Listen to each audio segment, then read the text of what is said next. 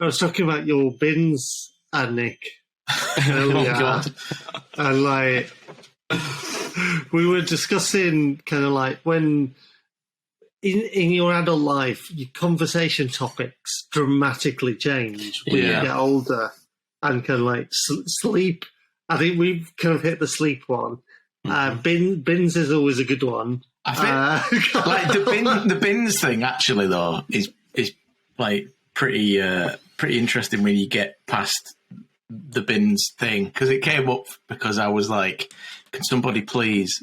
So we've got a group chat between us two and friend of the show, James Med, who wrote the theme tune. Thanks for that. And I sent a message, and I was just like, can one of you please create a skill for Alexa where I can tell her what the bins are, and then I can ask her what the bins are in 2 months' time when I've forgotten what the bins are. And that, the subject of bins is not that interesting, but one of the people in that group chat being savvy enough to create that skill, I think, is pretty interesting. And like a lot more interesting than the conversations I was having as a 20-year-old, which was like, where is my next drink coming from? And who is coming with me to the bar tonight, this weekend? That was about as far as it went. I'm definitely in a transition period there where I'm having those conversations at the beginning of the evening, and when I've had said drink, I sit down to discuss things like bins or how to navigate the tumultuous world of deciding which pans to get, because I need new pans, and and then which Best Buy have the audacity to charge you to see that what they think is the best pans, right? I think it's about £10 a month. It's like, I'm not sure I'm that invested. I'm not going to be regularly buying pans. No, exactly. To necessitate a £10 a month pan discovery fee. Now, to be fair to which, they do compare more things than just pans.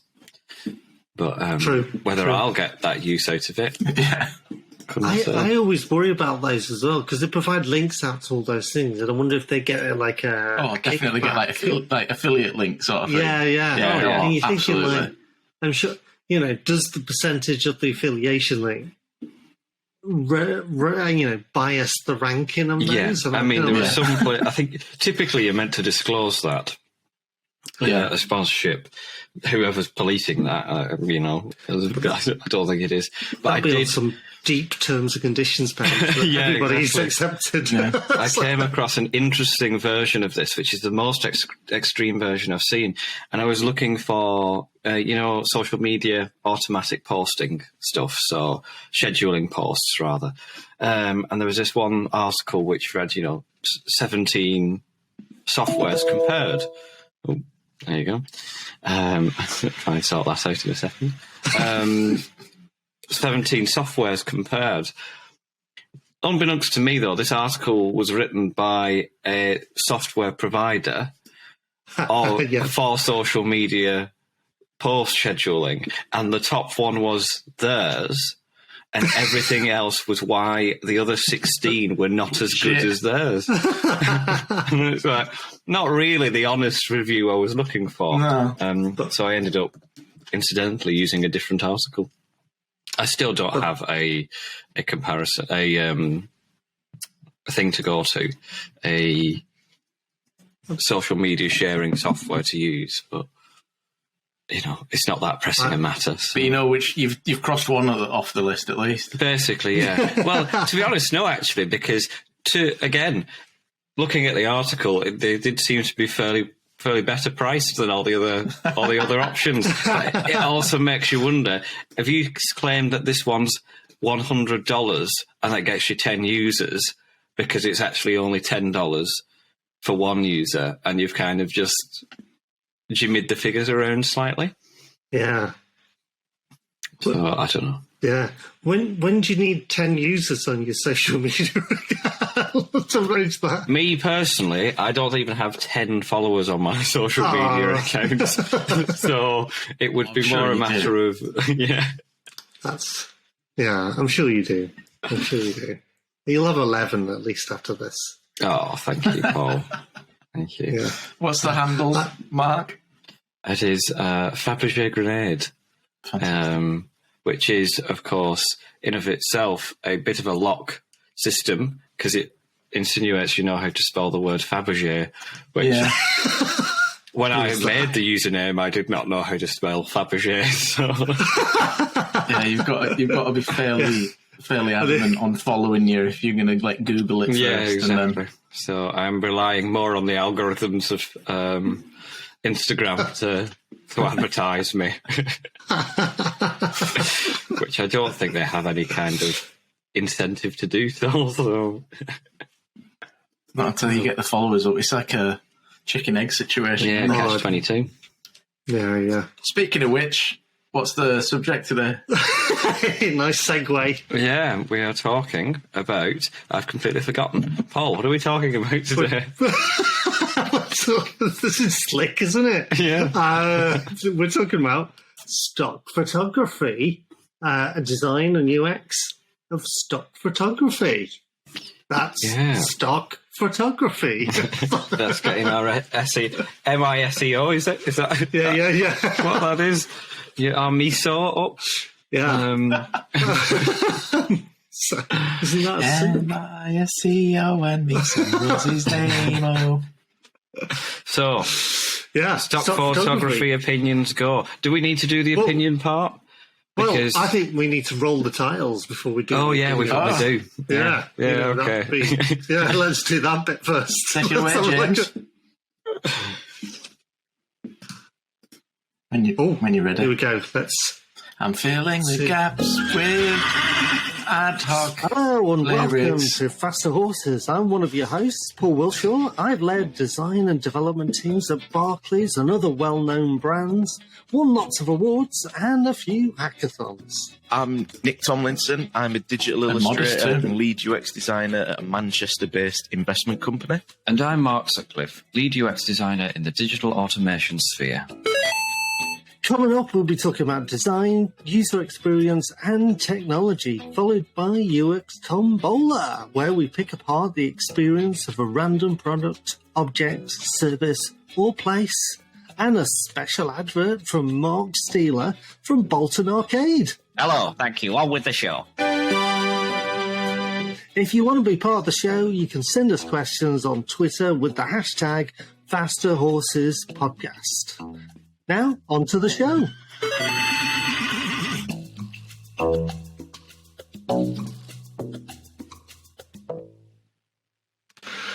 That was slick as. Fuck it up, so it's pre-recorded. Fuck up pre-recorded. Not that considering. I meant queuing it up, really. Oh, right, okay, yeah. So that was our usual, Faster Horses quality stamp that our users have come to anticipate. Yeah. So stock photography. Stock photography. Mm-hmm. What is stock photography? Should we explain that first? Yeah, I suppose so. It's because I was going to say royalty free, but typically it's not royalty free, is it? But it's no. Yeah, sorry, typically, yeah. Go on. But it's essentially Apologies. Photography being sold as a product for use typically in repeatable situations, more for its commercial value over its artistic merit, I would argue. Though you can get some very slick-looking stock photography out there, so maybe that's not a fair assessment. But yeah, what is stock photography? There we go. I think you explained it in a nutshell. Okay. Yeah. That's my job done. Join us next week for another episode. Oh dear. So I think stock photography for me is it's an easy kind of like and quick. You can kind of fill up your website with some beautiful images straight away. But there's loads and loads of problems that you find. Like one of the things is kind of like it can take you like 30 minutes to find the right bloody stock photo. If you're lucky. And then I was thinking, like, I could have actually gone out with a camera, got exactly the shot I needed, processed it, come back and put it on the website exactly in that time. So yeah, it's a weird one, isn't it? And then it depends on the search you're doing as well. If you're doing like a low level search, kind of like business people, which is you get kind of like. You get like the same twattish photos on there that all the time. You can see my love for stock photography coming out straight away. Yeah, absolutely. And I've noticed as well. There's a massive problem with stock photography about they've got loads of biases built into them straight away. So kind of like every time I scroll through some stock photography, my kind of like, kind of my soul breaks in two. And you get kind of like this, two women at a laptop and a white man pointing at the screen, like instructing them exactly how to use technology. And you're thinking like, when did somebody think that was acceptable? To even A, take the photo, and B, kind of host that photo, and then C, use that photo all the time and bloody everywhere. And like I see it all, and it's like it's that classic pose of like some woman on the keyboard, and then a man going, "Look at this! This is how you should fucking do it." They're always smiling at stuff as well. Yeah. Like whatever they're doing is always making them grin like a lunatic as well. Yeah. So like, you're doing a website for funeral hire, and you've got a white man smiling at the screen going. Yeah, there's always that like really unconscious bias of like the person. It's always, like you say, it's always a white guy like leading the conversation. Oh yeah. Or standing up giving the presentation that looks like he's rocking the sales figures.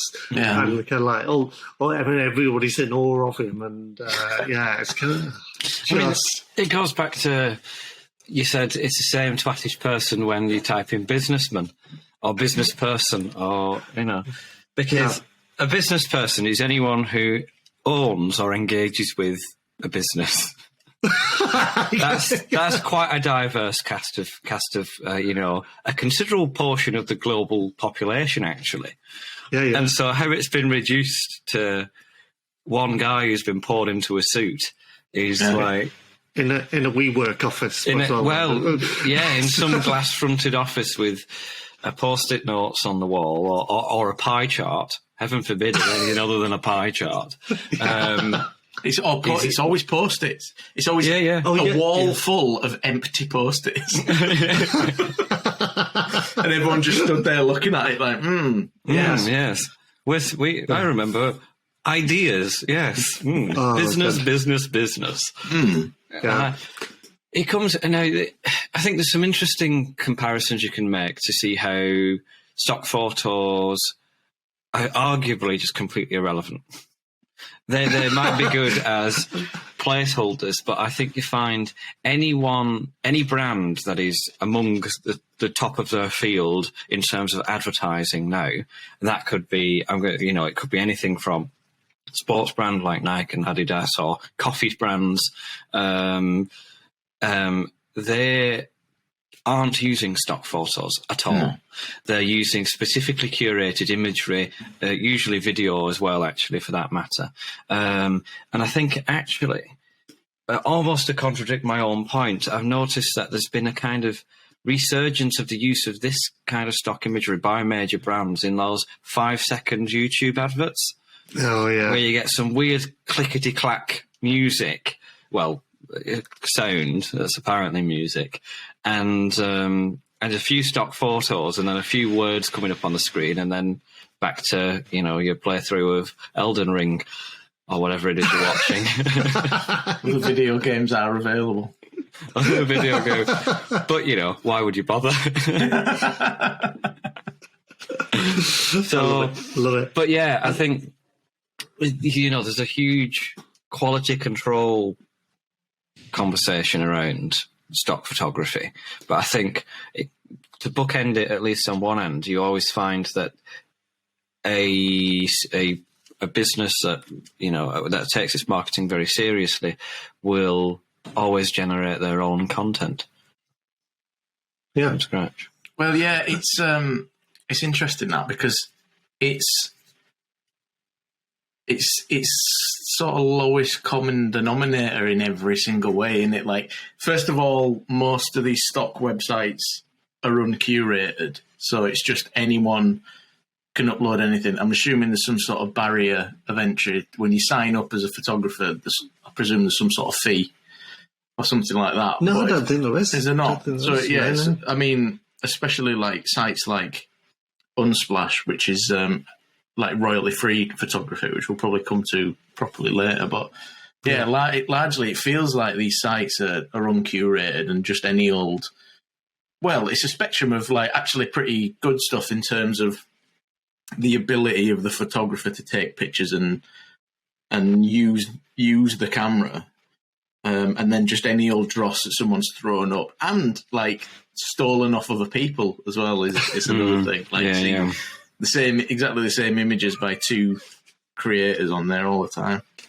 Yeah. But I find it's always like it's like startups and small businesses that seem to use stock photography more than anyone else, because like you say, the big brands can afford to take their own and manage that as like an arm of their branding and larger execution of like the actual branding, whereas everyone else who's working on a smaller budget seems to go straight for the iStock thing. Or, if you don't have any ability yourself as a photographer, although arguably that doesn't stop people either, does it? Well, no, that's true. And I think you end up multiplying the problem there, because if you're trying to save budget on getting photography, then it may be that person doesn't have much in terms of design acumen when they're putting forward their, filling their images on their website and stuff. And I think that means that you don't then have the opportunity to choose the best stock photography for that situation. You tend to grab any old thing. I actually think one of the things with stock photos is that they can be very misleading when they are actually being used to advertise the product or service in question. Cat, excuse me. Thank you. One good example of this is Just Eat. Oh, okay. So, as far as I can tell, on Just Eat, restaurants can upload any imagery for their restaurant they want. But then you find that they're uploading the same stone-baked pizza for each kebab joint there is in town, and it's not necessarily a reliable source of context. The funniest thing about that is when they really do take photographs of their own food. Yeah, exactly. There's one by me, and I want to it's almost inspired me to order it, which is when they've taken a picture of it's like a large tortilla that you just buy from the supermarket with chicken nuggets on it and then melted cheese on the top in one of those like brown polystyrene flip top containers.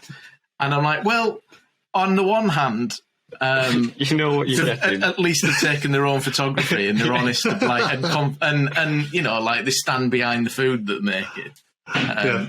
But on the other hand, I would never in a million years put that in my body. And I food is a generous term. Yeah. Just a photograph of a box of grey chips with a bit of parsley on top. Because, just to class it up. That's what they did on the stock photo. Yeah. But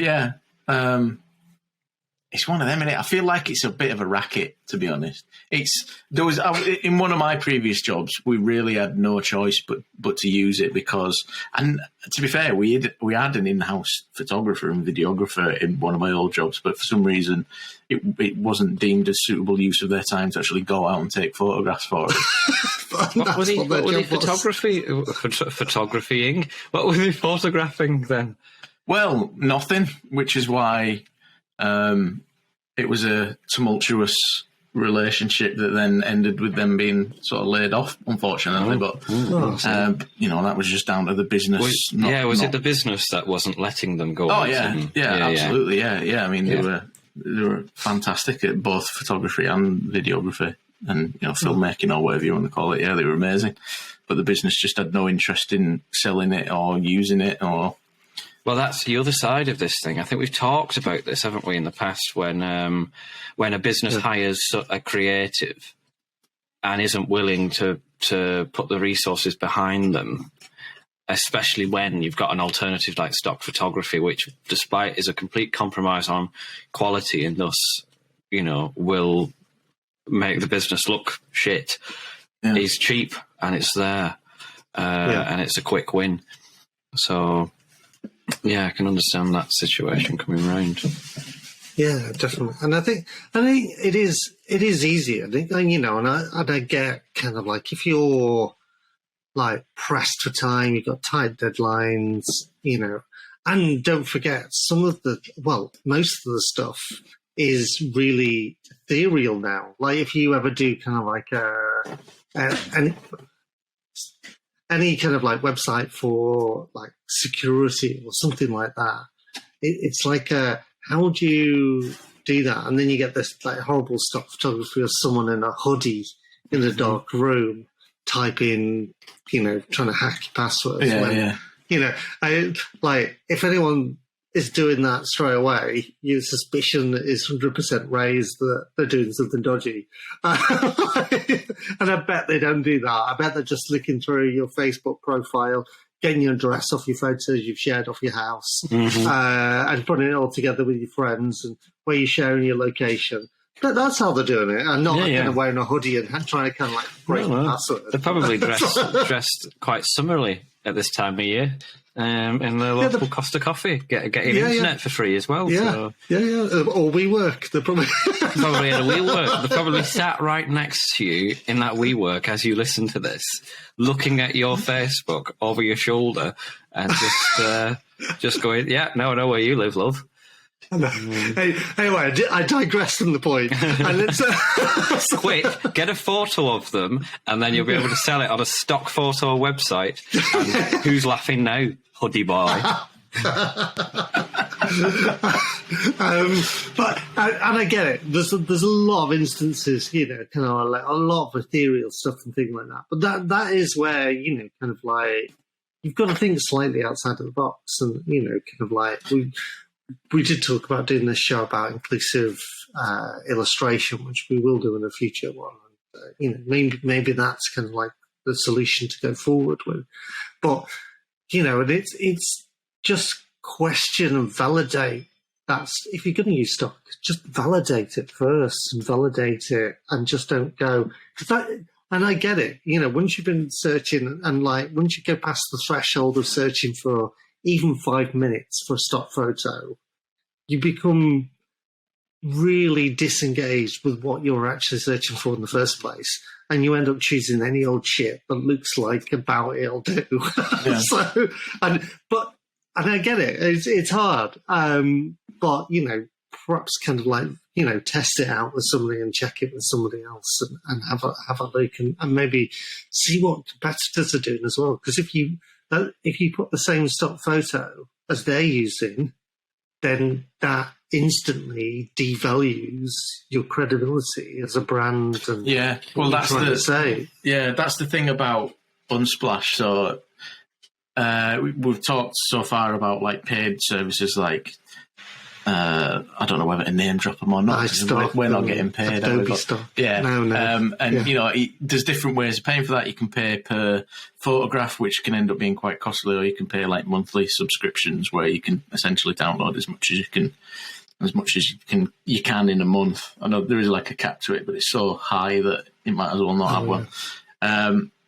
But there's a new thing that came onto the market a few years ago called Unsplash, which was royalty-free photography.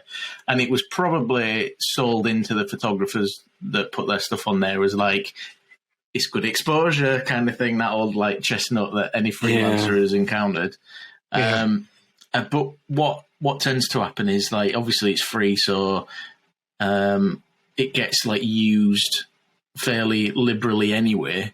But when there is a good image on there that are sort of few and far between, it gets used absolutely everywhere. Like I've seen the same image used by 3 fairly big brands, like used on like the side of buses or on the back of buses and stuff, and literally looking at the photograph and going, "Oh, that's off Unsplash," and they haven't paid for that. But it's getting used. But the issue is then that like if you're using an Unsplash image and you work for like Amnesty International or something like that, using a free image, and then that same image ends up being used for like UFC 27 or something like that, it starts to erode your brand in unintended ways, doesn't it?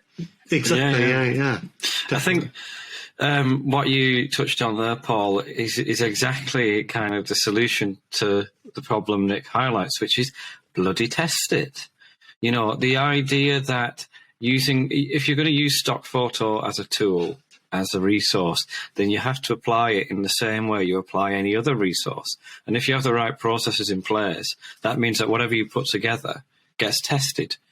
Even if it is going around the office and, using your internal stakeholders as your testers, it's better than just assuming that, it's been vetted because it's on a stock photo website, because the guarantee is that it probably hasn't been vetted.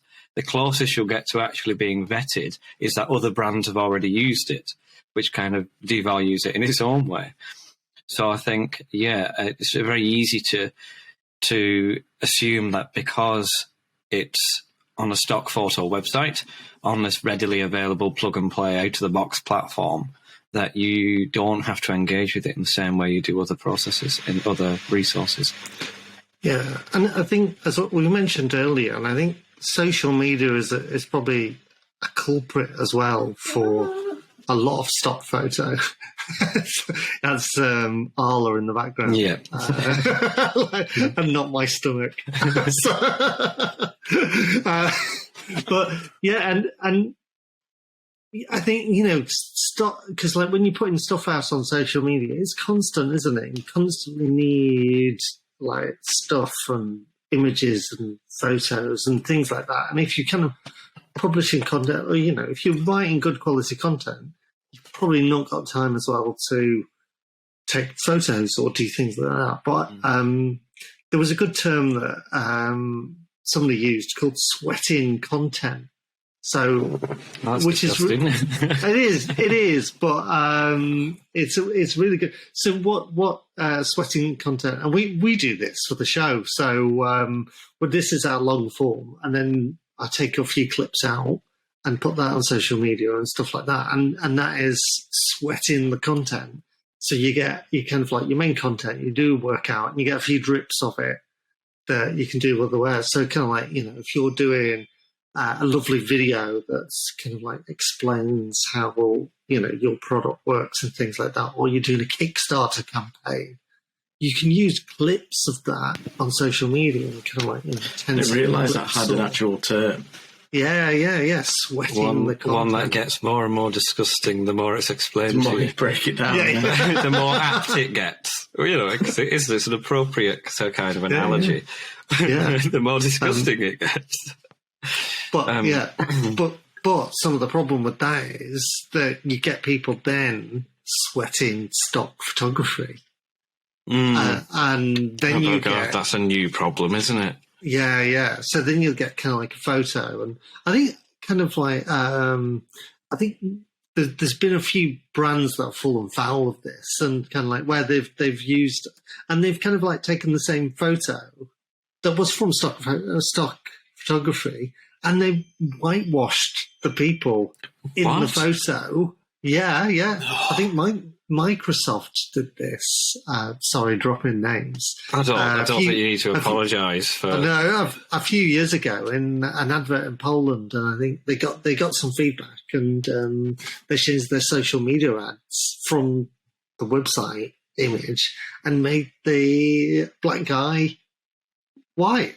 And it's just fucking just horrendous. unbelievable. I know, yeah. And there's some brand fails and things like that. And then you get, when you put stuff on social media as well, then you were opening up for people to abuse that as well then, and then make their own versions of that. So Yeah. I think Nutella did a campaign, and they and people then kind of like I think they could go on the website and kind of like get an image and stuff like that, and you could put whatever you wanted on the label. And people were putting kind of like causes diabetes or like looks like shit, tastes like shit, and things like that. It was kind of like huge brand backfire, and but again, it's that kind of like that. Surely the sun sense check and kind of like with the Boaty McBoatface social media, that's kind of like the level you got to get. So kind of think about it, and again, just and again, people say, "Oh, I haven't got time to test," but that could just be asking somebody else. That could be asking somebody who doesn't work in your team, or it could be somebody who works in your team, or kind of like is on a different project, or things like that. And like user testing, kind of like, "Oh, I haven't got the resources to user testing." It's basically just ask somebody else. Yeah. But then that I know it never actually works out like this when you're dealing with teams and stakeholders and budgets, but there's a great little saying that I like to use, which is if you can't afford to do it right, you can't afford to do it twice. And it just means I like that a lot. If you can't afford to do the research and do the job properly, then surely you can't afford to do the entire process again when it turns out that you did it wrong the first time. Yeah, or indeed, especially when it comes to brand backfires and stuff like that, your losses from sales, your losses from shareholders. If someone, if half the world realises that you're actually being racist in your advertisements for no reason other than if you were that invested in having an all-white cast in your photography. I mean, there's plenty. In fact, a disproportionate amount of stock photography with just white people in it. Yeah. God, yeah. So, I think if you... I think you're exactly right. If you're going to make that mistake, then there's no excuse for it because ultimately, financially, it's going to be worse. It's not just going to be more expensive to do it right. It's going to cost you money to do it wrong. It's going to cost you market share and reputation as well, which is arguably a bigger commodity these days for a lot of brands. Yeah, which a lot of brands do realise now, but not all of them. Evidently, yeah, definitely. Which just reminded me of another point I wanted to make was stock illustrations.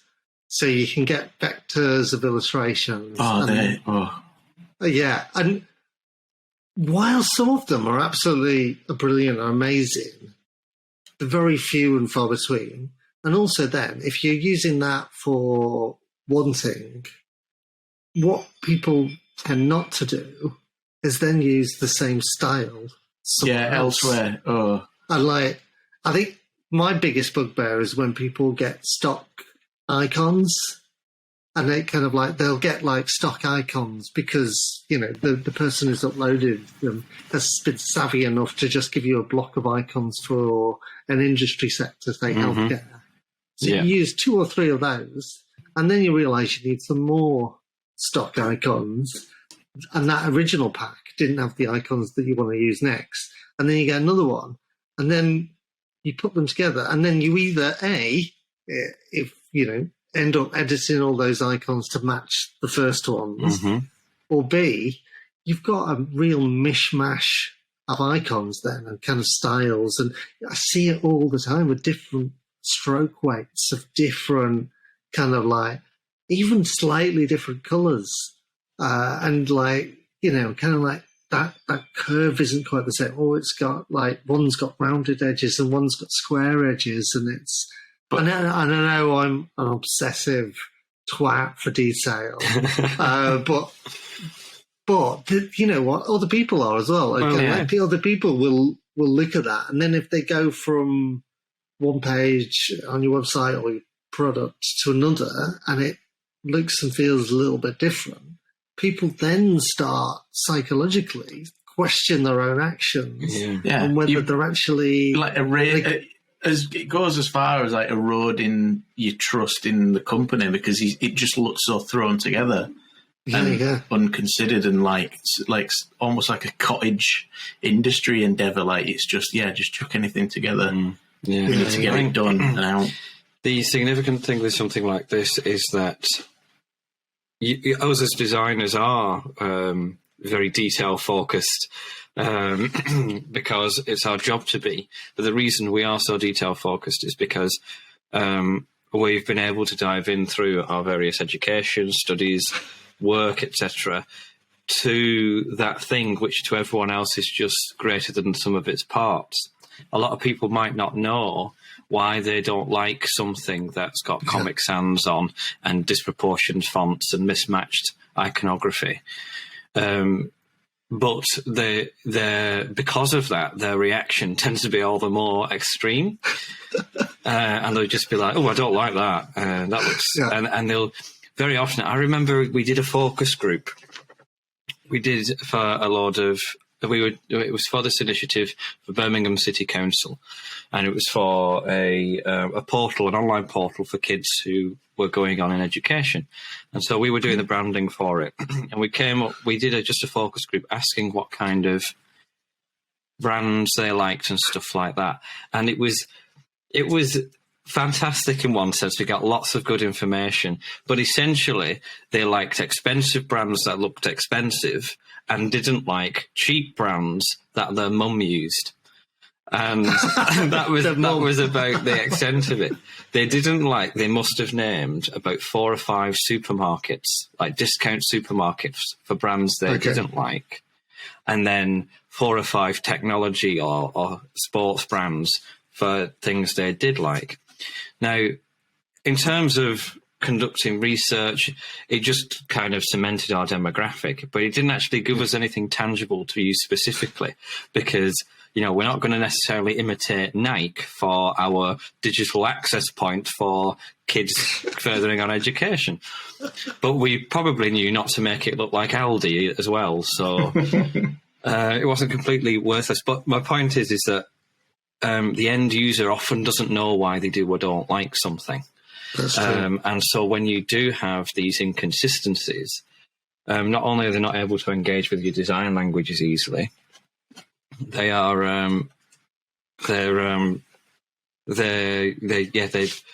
react more violently. Well, are you slightly put off by our climbing? Slightly then, yeah. Yeah, slightly. My cat attempting to just destroy and kill everything in the vicinity. I just thought I'd explain these things for anybody who's listening and not watching. I encourage everyone is really the greatest endorsement to watch this podcast on YouTube. Yeah. Mark's cat is currently like climbing around on the top of a very flimsy, unsecure-looking room divider, making the most traumatic transition from Mark's half of the room to the empty half of the room imaginable, when she could have just jumped on the ground and walked past it. Oh, yeah. Why would you do that? No. Definitely. I like how she got on top of the divider and then almost did like a wolf howl on the top. Like, oh. Oh, she's... yeah, go and look online at that on youtube.com. / faster horses UX, probably. Maybe. Is that how it works? I'm not actually sure what the URL for that is, but... Oh, God. You can find it on our Twitter. Faster horses. There you go, yeah. There you go. There cool. we go. I'll put it there.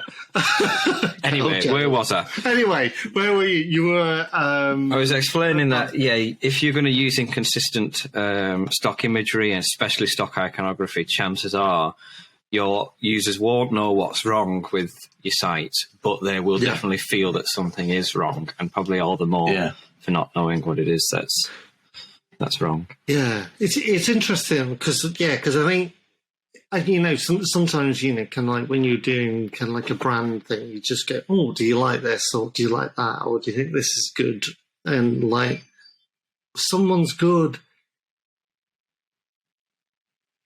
Are you going to sneeze? Oh, fucking.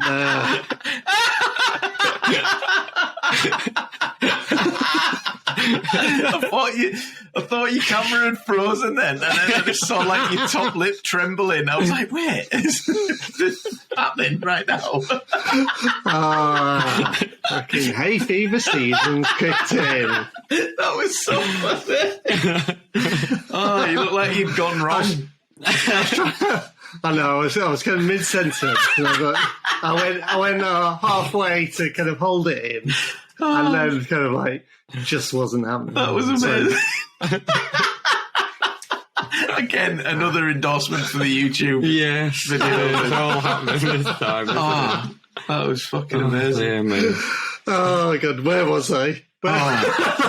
You were just about to sneeze, I think. Yeah. I don't actually remember what you were saying. No, I It's distracted me far too much. Oh god, reset. Should we? Is it time to do a UX Tombola, or do we need to talk about it a bit more? What do you want to do? Well, there was one thing I did want to broach quickly. I've noticed that tends to be the formula for these podcasts, by the way, is we're about to move on, and I go, well, I've just had a thought. But, it works. But that is, I think, again, we might have even talked about this in the past, but when you've got these stock photo websites, part of the biggest problem is searching. And I would go as far as to say I don't think any of the, to be honest, any big site that collects together similar data, I'm thinking stock photography, Netflix and streaming services, Spotify and music streaming, tend not to have the kind of search functionality that actually supports the massive content they have on there.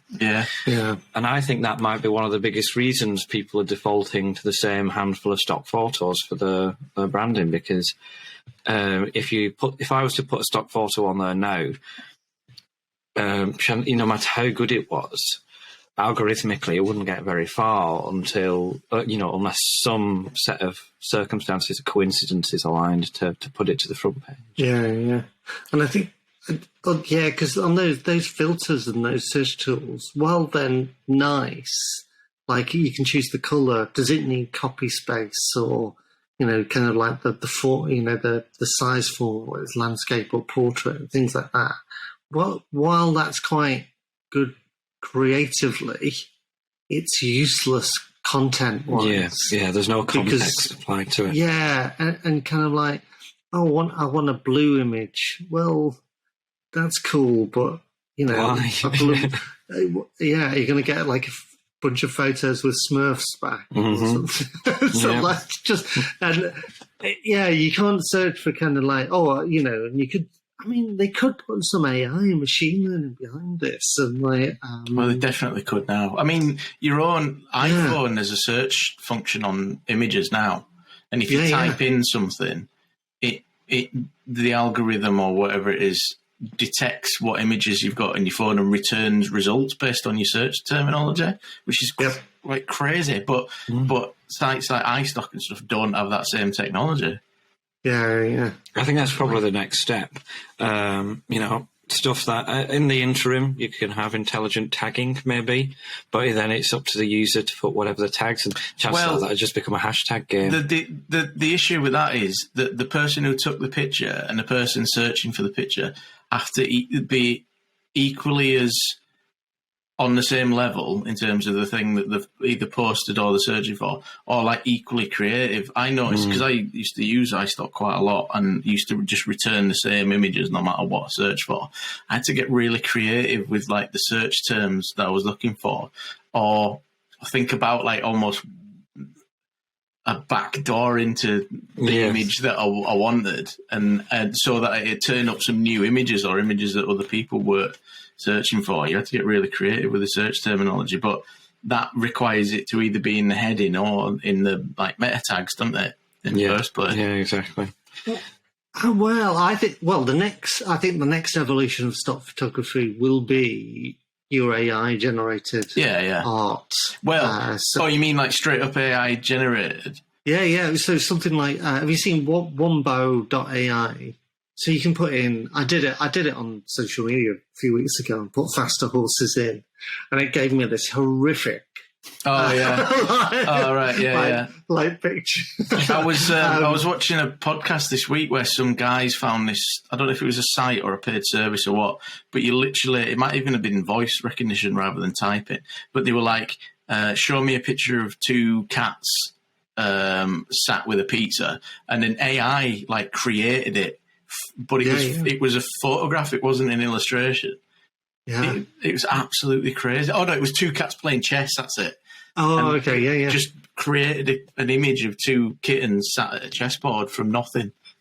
Yeah, that's. I mean, that for me, that'd be useful stock photography. Yeah, two cats playing chess. Well, yeah, definitely. Yeah, exactly. You don't get that very often, do you? But, that would sell to me. Well, your security business. You say that, but like this is something that I wanted to touch on. Is like, if you go on iStock, I'm sure there's entire websites dedicated to this, but me and my mate that I used to work with used to find the weirdest images on iStock and just send them to each other. And like, we'd just start pissing ourselves in the middle of the office because it's like, well, first of all, the image is funny, but why the fuck is it on the website? Why is it on there? What possible purpose could you have for this image that you've put onto a paid website? You can share your screen on here, can't you? I think, you can. So I just went and just had a quick look for one, right? Just check this out. Why would this be a thing that why would anyone ever use this? This is super exciting. This might have to be a YouTube exclusive, this episode. Yeah.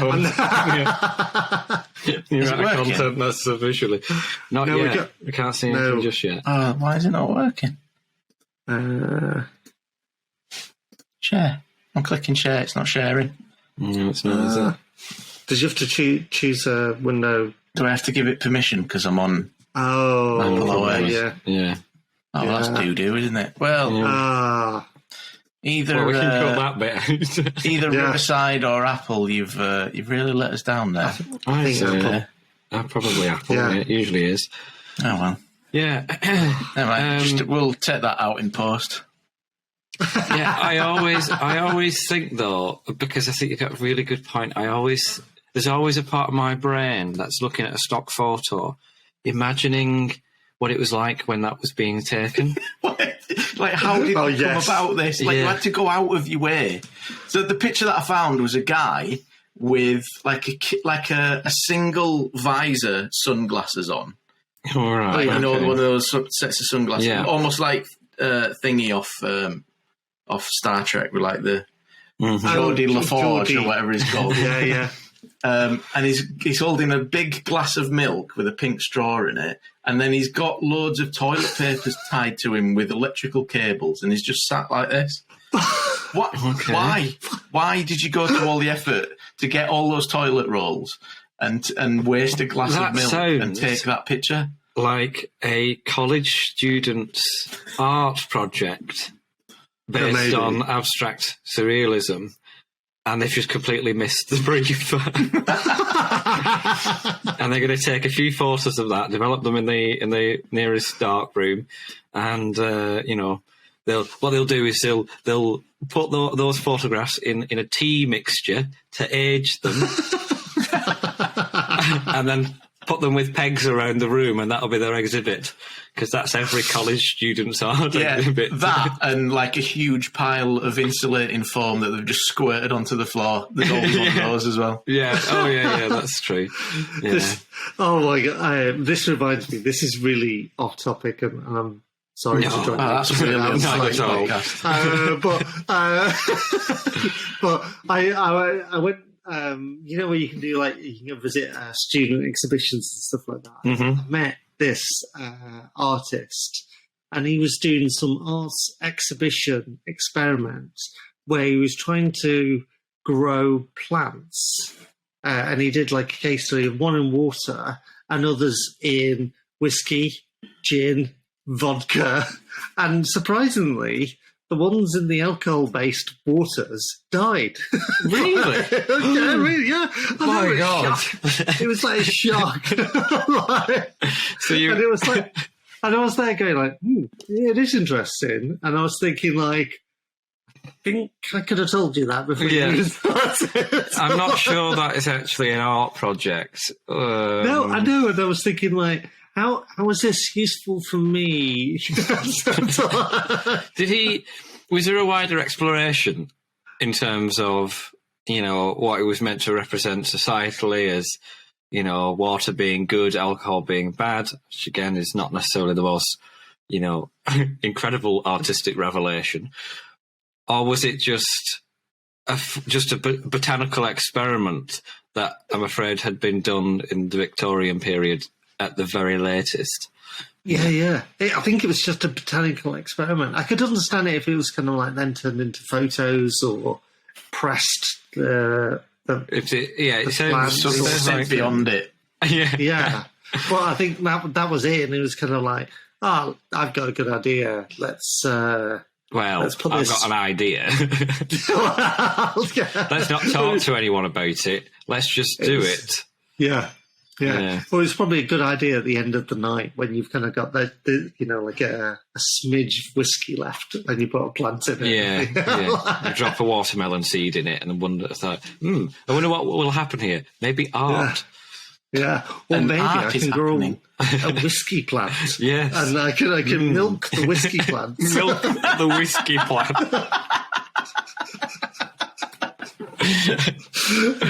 And and become rich that way.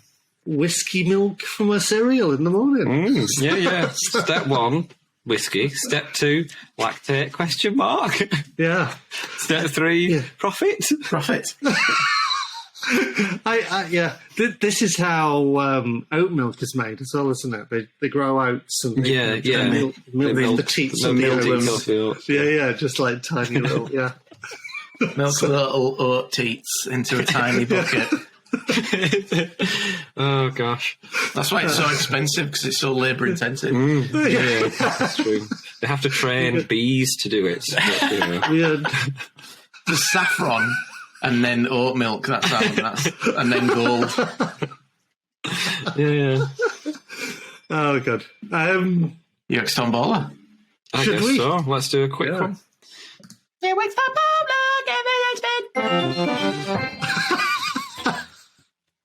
that sound means it's time for UX Tombola. The segment of the show where we pick a random product, object, service or place from the Tombola machine and discuss its terrible or great UX. Spin the wheel, Nick. Bit laggy today, isn't it? It is.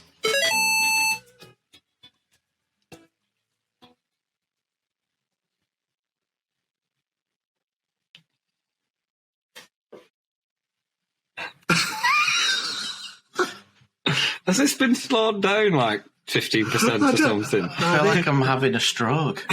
I think you've lost the will to live. Can't relate. I've just got a text because I thought that would be the appropriate thing to do whilst waiting for that car crash to unfold. Which was Amazon saying, problem with your payment. Please complete your payment so we can process your Amazon order. Otherwise, your order will be cancelled. I've got a feel. I mean, I haven't ordered anything from Amazon. So I was going to say, yeah. I don't think that's real. But I was actually hoping, sometimes they're a bit more threatening than that. And that's always a bit of a thrill. It's like when this is a letter from Mr. Bezos. Your outstanding order for cat food has been declined. We are going to kill you. I don't know. I'd be apt to. I'd click that link. Anything for a good story. Me. Oh dear! Some people go to theme parks and roller coasters. Mark just replies to spam. You never know. That Ugandan prince is trying to send me 400 million he might turn out to be just Legit. just trying to help out. Yeah. Yeah. I Right. think it's called money laundering. Go on. Today's UX Tombola subject Okay, is... Nick? Yeah, sorry. I was just trying to think of the words. I think you had a bit of lag. My brain's got lag today. You're going to hay fever sneeze. Today I could have covered my tracks then if it had just gone, today's subject, UX Tombola subject on this piece of paper that I really have in my hand is takeaway pizza. Ooh. Oh, This is like full circle to the beginning. is it? Well, we were talking about, Deliveroo and... Yes, Just we Eat did mention Pictures. Just Eat. Yeah. Yeah. today. I just find it interesting that the supplier of the boxes is always someone different from the provider of the pizza, and it's just one of the. I don't. It's, when I say interesting, right? I realise now as I mention this, interesting is probably the wrong word. It's the kind of thing that you might. What do you think? It was a thought that went through your head. Yes.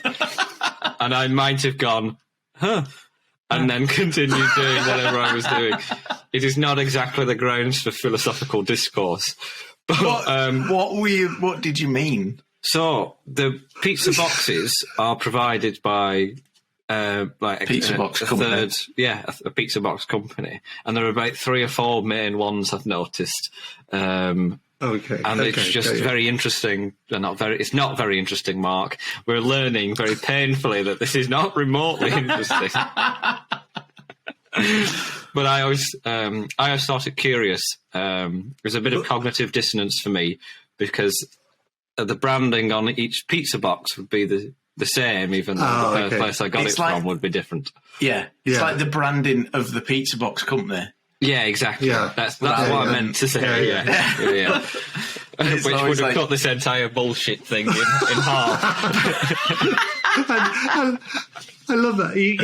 He goes to set up a kind of like a pizza company, and you kind of like, I do these really amazing pizzas, but because I've listened to Faster Horses podcast, I've realised I've got to have a sideline of making my own pizza boxes as well. Yeah. Well, you can definitely get your own pizza boxes printed, can't you? But it's just more money. Yeah. It's just less. Yeah. But that just comes straight out your margin. Why would you bother? Definitely. Well, that's it. Yeah.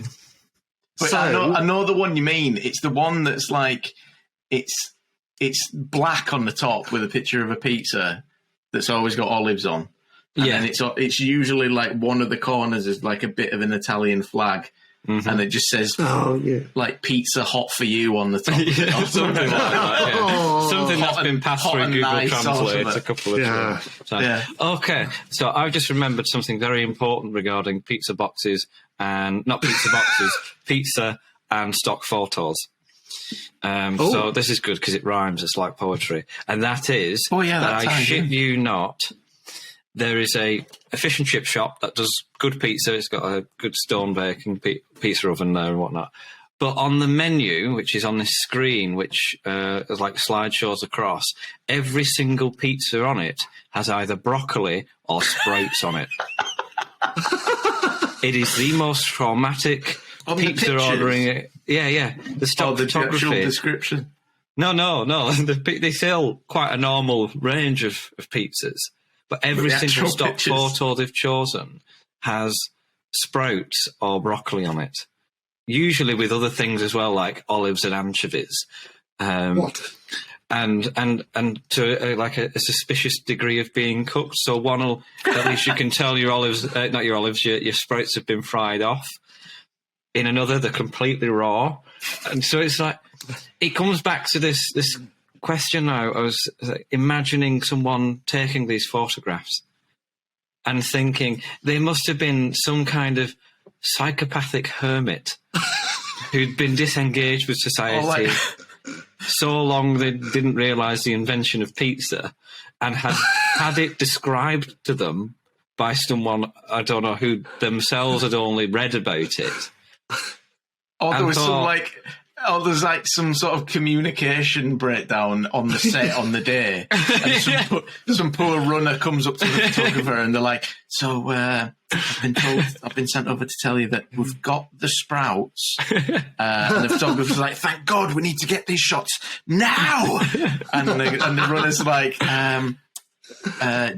Due to a bit of a mishap, they're not cooked, and the photographer's like, "God damn it, we'll fix the sprouts in post." So they like go ahead and take the pictures anyway, and then something happens and they run out of time to or someone didn't pay the Photoshop bill that month or something. Go ahead with the anemic sprouts. Yeah, that's what I like to think happened. It was I can also confirm. I remember it's coming back to me now. There's one of the pictures has raw mushrooms on it. Ooh, what? That's a cooked pizza with raw mushrooms on. It's just mind-boggling. The cheese is melted. The cheese is melted. It's a cooked pizza, and then as you say, that poor runner who was not having a good day of it was just like, we forgot the mushrooms when we did the pizza. I wonder if kind of like they kind of made this pizza and then like, I think it'd be good with something else on it. Like, but it looks a bit unhealthy. I don't want to waste. Yeah, let's just. I've already taken 50 photos of a margarita, but I can't be asked making another pizza. So I'm going to turn this margarita into something else by adding raw mushrooms and imagine the conversation in the boardroom. They're like, right, the new we're updating the artwork on the pizza boards this year, guys. What we need more than anything is mass appeal. We need a photograph that appeals to any person that will walk in to the takeaway, and it'll immediately make them salivate. Just going around the table, what's the number one food that everybody universally loves? And then some guy stands up, the CEO of the business goes, well, I like sprouts. And everyone quickly goes, oh, yes, me too, yes, very good. Everyone else in the boardroom just looks at each other and goes, sprouts, everybody loves sprouts. I've got this kind of like vision now, because like, Mark, this is like a fish and chip shop. It is a fish and chip shop. This is how I think like small industry works, is that there's some board meeting at the top. Yeah. It's Mr. Getty. It's Mr. Getty. He's sat in his boardroom and he single-handedly approves every image that gets put on Getty Images. And he's like, I like sprouts. I just love the idea of the fish and chip shops. I can't see.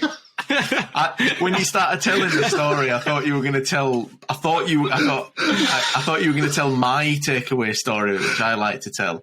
Which is there's a Chinese takeaway now up by my mum's house. I don't live there anymore, and I used to laugh every time I went in because it had the Chinese menu, and then at the end it had English dishes.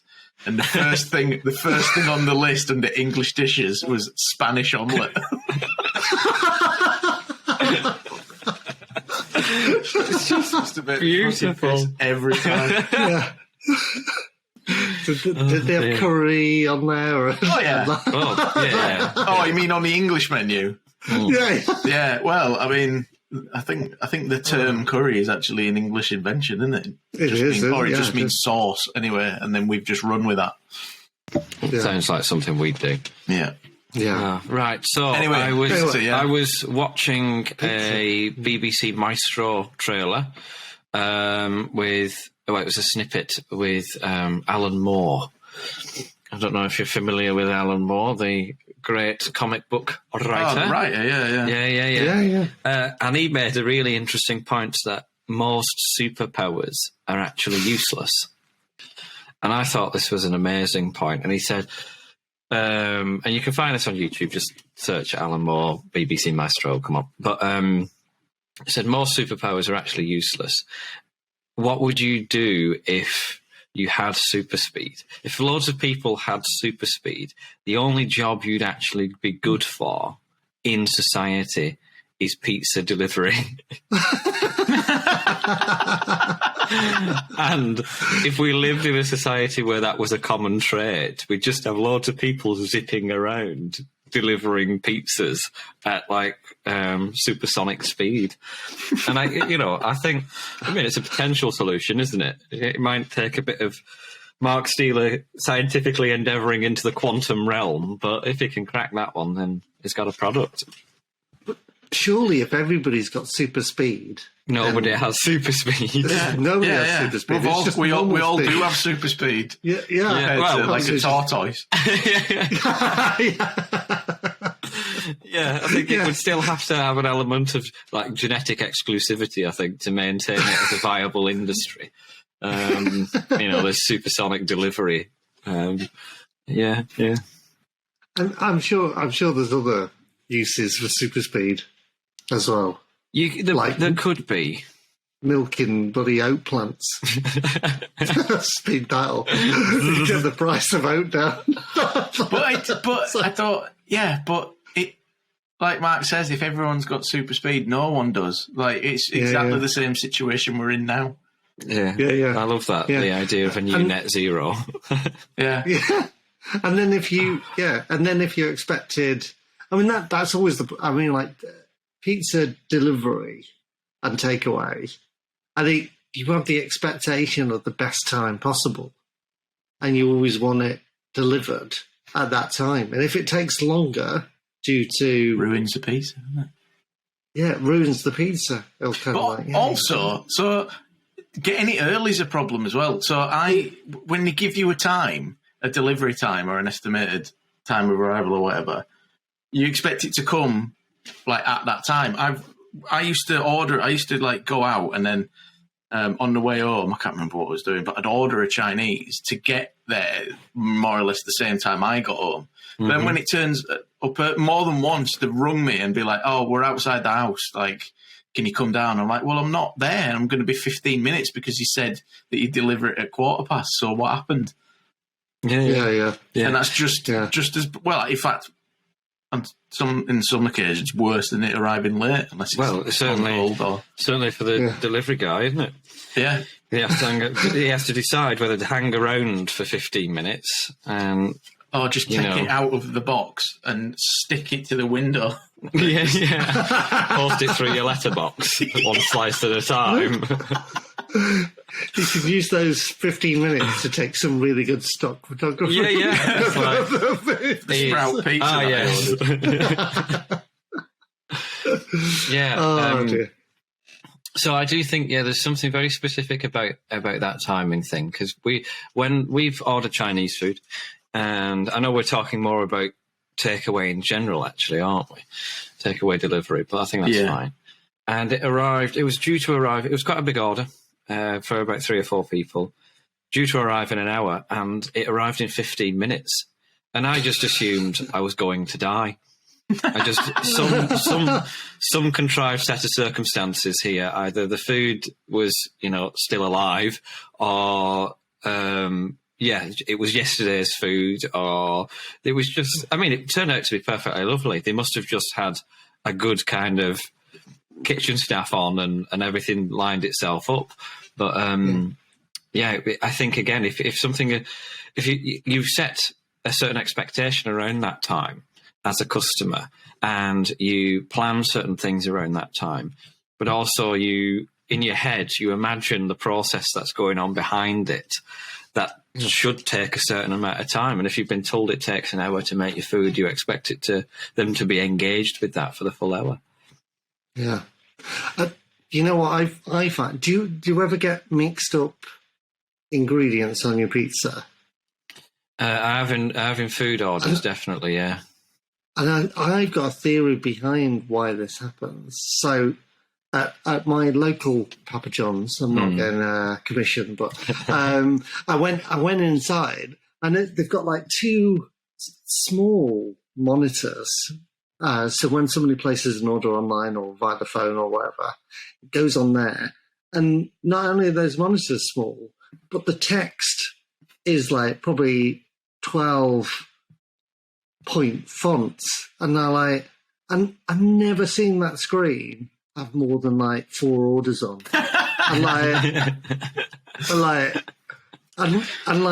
And when did like somebody make a decision that software was going to get, that screen was going to get so full? Yeah, and they could process for the edge case there, aren't they? Yeah, like 4, and like they'd have like a store that could process 40 orders at exactly the same time that could fit onto that screen. And I was thinking, like, this is probably why I get the wrong ingredients all the time, because the fucking Some guys like, the font on that, yeah. And like, Brussels sprouts. yeah. Not again. We're running low. Like, the font is so fucking small. I'm not surprised it gets mixed up. And like that.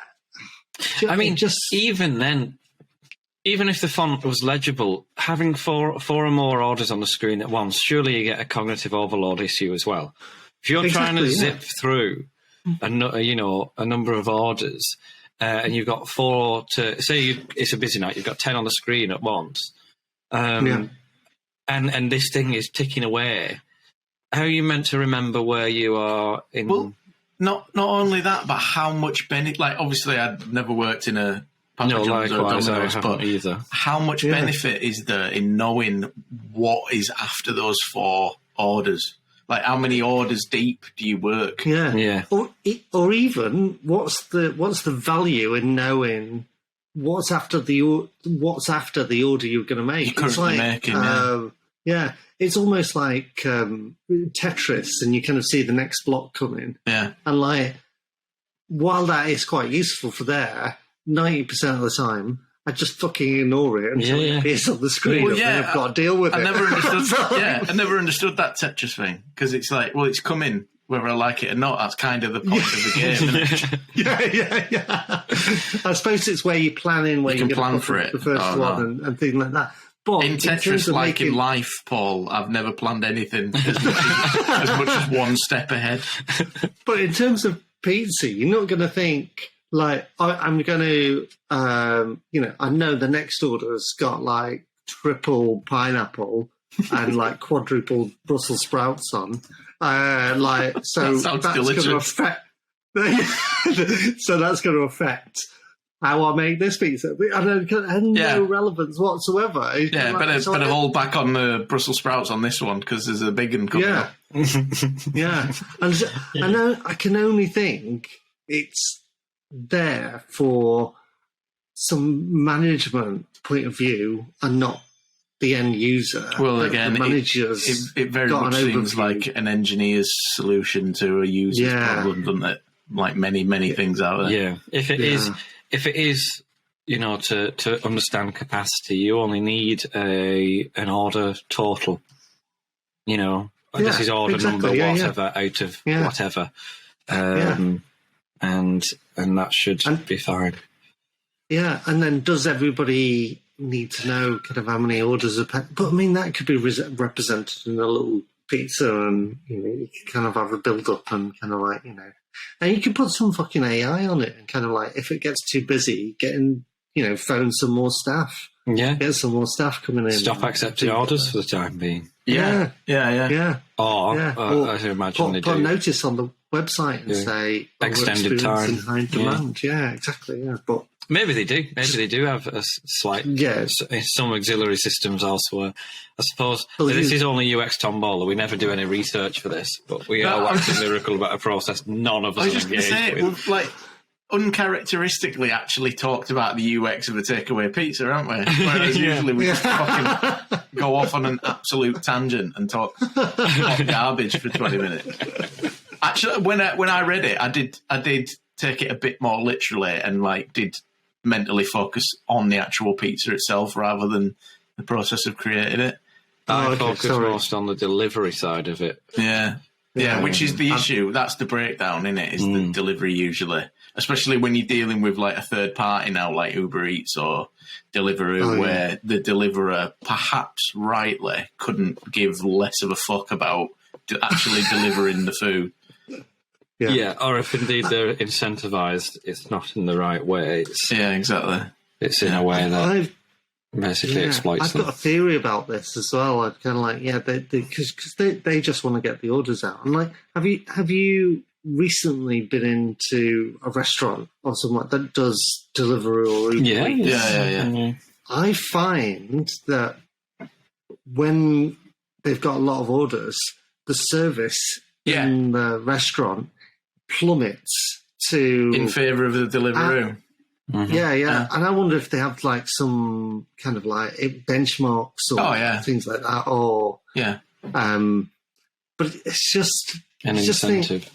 Well, I suppose technically they're not meeting a time obligation when you're sat in the restaurant compared to what's written in the app. They are of course on a personal level, but they're willing to risk the metric of you getting up and walking out. But but on the app, they can and will get like real-time feedback directed at them about the delivery time as well. So their actual business will take a hit. So I can understand it. Whereas the majority of people in the restaurant will ride out a wait time, and there's no audit trail of their complaint, even if they do complain, unless you're so pissed off that you go home and comment on TripAdvisor or something like that, but who even listens to TripAdvisor reviews anymore? Is it? I was talking about this last night, and it's that bubble of being behind a screen where you can rant loads more because you're not doing it to an actual person, but in person, your threshold goes up because you don't want to upset the waiter. If you've got even the slightest modicum of empathy. And you don't want to lambast the person it's definitely not the fault of. Even if technically they are the representative of the organisation at that point. Sorry, Nick, go on. Sorry, I just talked over the top of you then. That was very rude. It's all right. I was just saying there's a special place in hell for people who are rude to wait staff. Yeah, I think there's a special place in hell for people who are rude in general. See you there. Yeah. Bye. Anyway, did we come up with so one thing I wanted to say about like actual takeaway pizza in general is that the worst pizza I've ever eaten was still a pizza, and therefore was about a solid 5 on like the good food scale in general. I reckon. The worst pizza in the world the worst pizza in the world is still a pizza. Yeah. And all pizza is essentially, this is a controversial point, is all pizza essentially is glorified cheese on toast. No. No. I've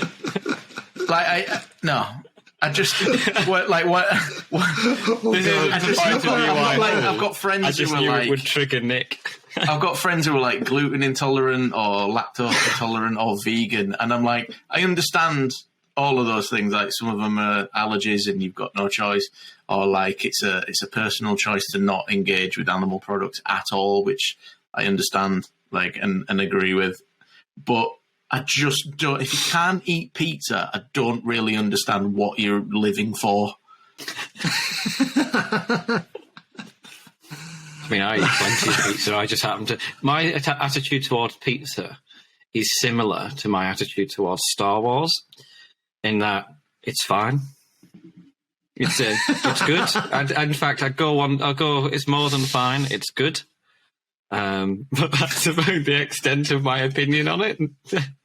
I've had some bloody amazing pizzas. I think certain Star Wars films are a lot better than others.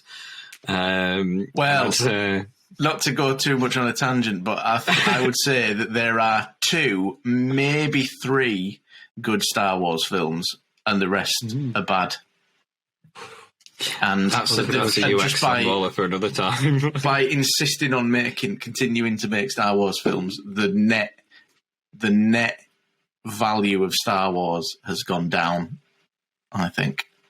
When it was just 3 films, it was almost beyond reproach. I think this is because it's now diluting the lore base, the enjoyment people get by filling in the blanks for themselves. Yeah. Well, I always find that is way better anyway. The less you know about something, the more intriguing it is. So obviously. Is it? So I've only heard this secondhand. I've not watched the Book of Boba Fett. Oh. But isn't there a Rancor in that, which is like his pet or something? Yeah. Yeah. Isn't the Rancor supposed to be like one of the galaxy's most fearsome creatures? Well, Like, there's a reason he's in the pit with what's his face? Where is it, Jabba the Hutt or something like that in an earlier film? And then all of a sudden they've undermined that somewhat. But it's one of those things where they've explained something that doesn't need explaining, right? So in that film, Luke gets, spoiler alert for a fucking 40-year-old film. But if you've not seen it now, it's because you don't want to see it. If you've not seen it, literally the most famous film of all time, then I'm about to spoil it for you. It's not the bit where you find out that Luke's his father. Oops. I mean, sorry, not Luke's his father. Darth Vader is Luke's father. Yeah, Luke's the son. But again, if you didn't know that twist, welcome to the human race. I hope you've had a nice life in your cave up until this point. What the fuck? Explain why you've got about? 1 hour 20 into this podcast. Yeah, so there's a moment where he basically fights the Rancor and he kills it, and then at the end, almost as like a visual gag, there's a shot of the guy who looks after the pit like crying because the Rancor's dead, and it's just like, to me that was always just like a throwaway gag of like, oh, he's crying about the big monster dying. Because he's a monster too, kind of thing. And then in Boba Fett, they spend an entire sort of quarter of the episode explaining that the imprint on the first person they see, and that they're actually quite sensitive. And the reason that the Rancor was fighting is because he thought he was like protecting the person that they'd imprinted on, and that the Rancor handler and the Rancor have like quite a close relationship, and that's why the guy was crying at the end of that scene. But it's just surely like that undermines the protagonist of your film. Well, yeah, maybe. Yeah, but it's also now I one of want those him things. to die. It's like, firstly, you only notice that if you would like so into the source material, like way more into the source material than any other sort of normal person would likely to be. And then you've like overthought it, and then you've been in a place where you were writing this episode, and you're like, oh, what's a cool thing that we could throw in? Because I'm a Star Wars fan and you're a Star Wars fan too, and what's something that I could nod to and be like, show off my knowledge about Star Wars and think of something that no one else has thought about in Star Wars. Let's write this completely unnecessary thing. Can you tell that I've got an opinion about this and I've thought about it? Yeah, but I'm quite enjoying this opinion, you know. Yeah, and it's just just leave it unsaid. It's way more, if you explain everything, there's nothing left to enjoy there's no about mystery, it. is there? No, but not only that, Solve like every everything, mystery. like this shoot, it's literally like set in a galaxy far, far away, right? I'm from Halifax originally, and I moved to Manchester. And I can go out for an entire day in Manchester and not bump into anyone that I know from any aspect of my life. Whereas in any given episode or film from Star Wars, someone will bump into someone that they know. Like, everyone is related. Oh, everyone knows each other. Like, every character has sprung up in someone else's story. And it's just like, it's supposed to be a huge galaxy with countless planets, but yet everyone knows each other. And the more that they tie these characters up to each other, the less believable and intriguing it becomes. Perhaps we should rewrite it and say a hamlet far away. So a hamlet's a very small village. Oh, I thought you meant like the play. That is in the Shakespearean the character. blank expression. Yeah. I was going to sneeze. Right, so with that in mind, have we got a solution for the pizza delivery problem? I think you've got to sell. I think you've just got to do an advert for the fish and chip shop. Please. Do I drop the name in there? Because it's actually, first of all, the pizza's really good, and the fish and chips is really good, and it's all Bolton? Really cheap. And it's not in Bolton, it's in central Manchester. What? Pretend it is. It's like one of the longest standing fish and chip shops in the city centre. And they do pizza. And they do, yeah. In fact, that's a pretty new expansion to their operation. You know, you can actually sit in upstairs as adapt or die, like a little cafe restaurant area.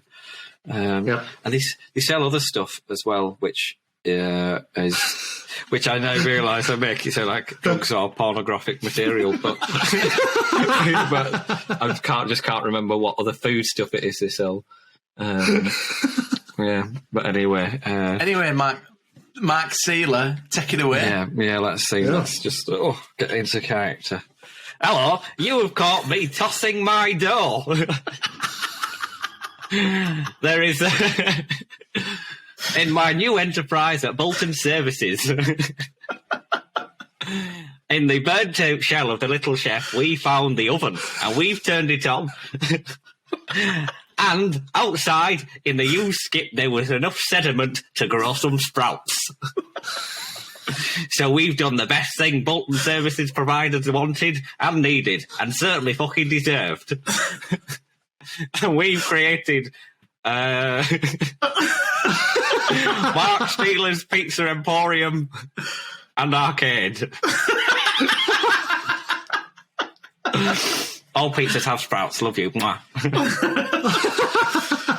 Mark Steeler is sounding way less raspy these days. Is it? It's, it's because I'm just completely... It's turning into me. I've assimilated You are just the next one. one. Yeah. I'm just going to be like, hello, I'm Mark Steeler. I always have been Mark. We are Mark Steeler. We are Mark Steeler. Yeah. He's doing quite well. He's quit smoking. That's what it is. Hello. Because that was how we used to talk. Hello, I'm Mark Steeler. I'm Mark Steeler. I'm now tossing dough for a living. Right, so, I've not done the character properly in a while, have I? So Next time. Next time. This was actually his nephew. Portuguese chap, Marcus Steeler. Stark Neeler. Oh, God. That sounds euphemistic. But is he a Spanish omelette specialist? Yeah, he is. Yeah, I think so. Yeah. Hello, this is a fish and chip shop serving exclusively English dishes. Would you like a Spanish omelette? And a pizza. With sprouts on. Right. Love it. Is that us? Are you going to take us? Are you going to take us out, Paul? I should take this out, shouldn't I? Let's hit it. Well, that's it for this episode of Faster Horses. If you like the show, please like, subscribe and leave a review. It really does help. You can join us on patreon.com/Faster Horses from £1 a month for more chat, UX Tombola and the hottest new products from Bolton Arcade's own Mark Steeler. Special thanks to James Med for our theme tune. I'm Mark Sutcliffe. I'm Nick Tomlinson. I'm Paul Wilshaw. Follow us on Twitter at Faster Horses UX and we'll catch you in 2 weeks for more Faster Horses.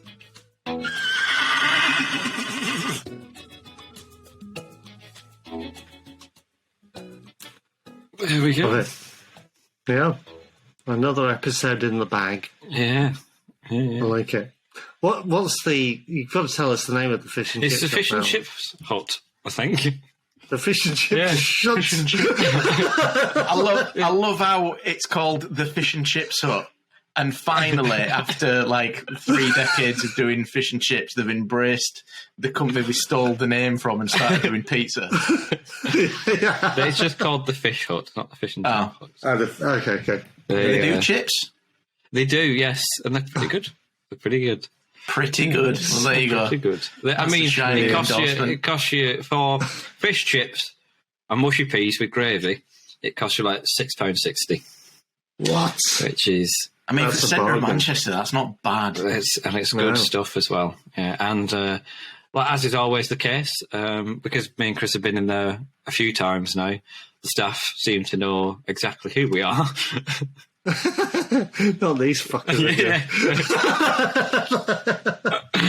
And hopefully they're not listeners of Faster Horses, otherwise I might get a lynching. Next time I go in, it'll just be piss instead of curry sauce. Oh, God. It's not piss, Mark. It's not piss. It's the other one. It's the other one. Oh dear. Oh dear. I know. That's what you get if you have... That's what happens. That's why they have sprouts in all the pizzas, because it induces... Labour. Curry sauce shit. Oh, God. Right, well, on that note, Yeah. Still recording. Yeah, I'm yeah. going to dip. Not in the. Oh, I'm just going to go and have an omelette or something. I'm Spanish going to order a pizza. Yeah. Yeah, I think I am as well. Oh, right. Nice. Cool. Enjoy. And, yeah, see you soon. See you next time. Love you.